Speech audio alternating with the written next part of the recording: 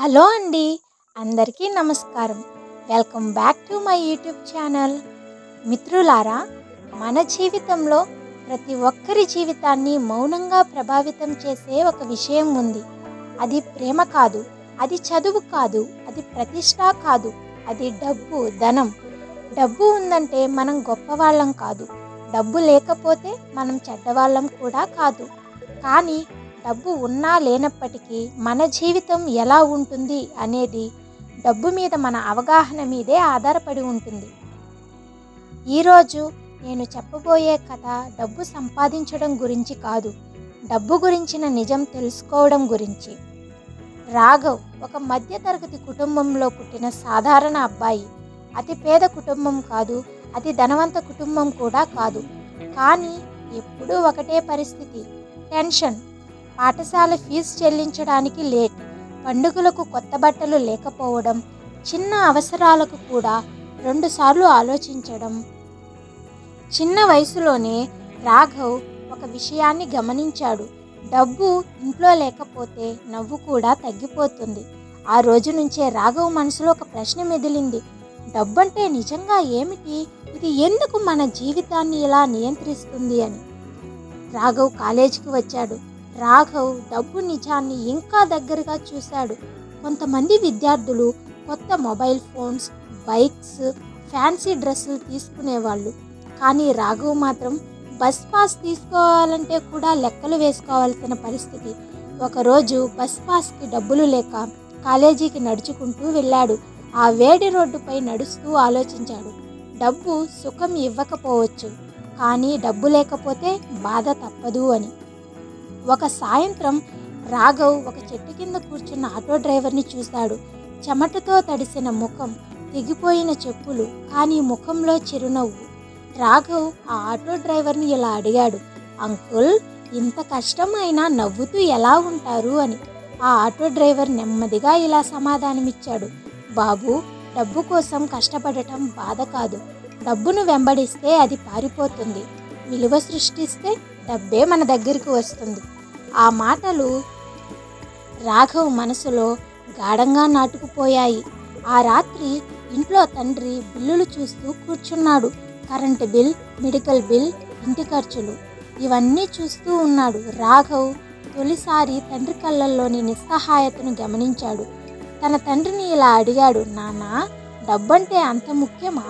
తండ్రి శాంతంగా ఇలా సమాధానమిచ్చాడు: రాఘవ్, డబ్బు ఆనందాన్ని కొనలేకపోవచ్చు, కానీ డబ్బు లేకపోతే భయం, ఒత్తిడి, అవమానం కొనబడతాయి.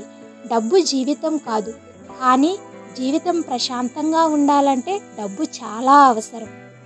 ఒక ఆదివారం రాఘవ్ ఒక సేవా సంస్థకి వెళ్ళాడు.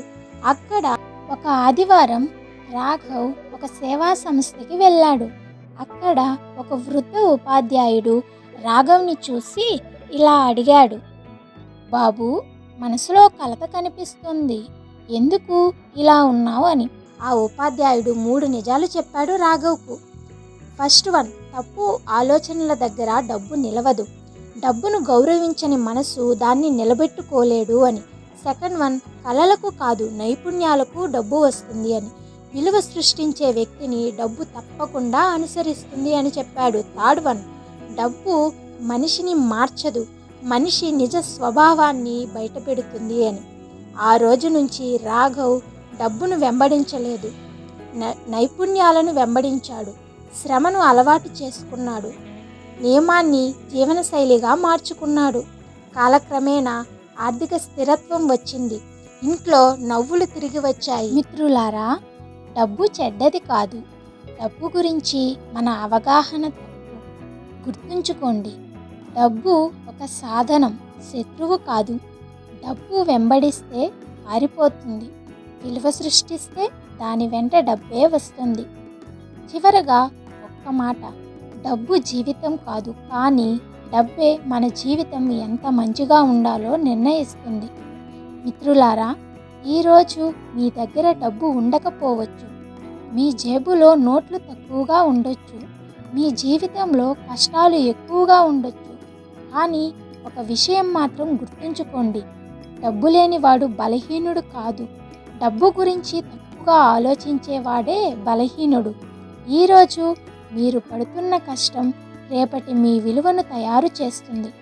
ఈరోజు మీరు నేర్చుకుంటున్న నైపుణ్యం రేపటి మీ సంపాదనకు పేరుశిల్పం అవుతుంది. ఇప్పుడే మీరు ఓడిపోయారని అనుకోకండి.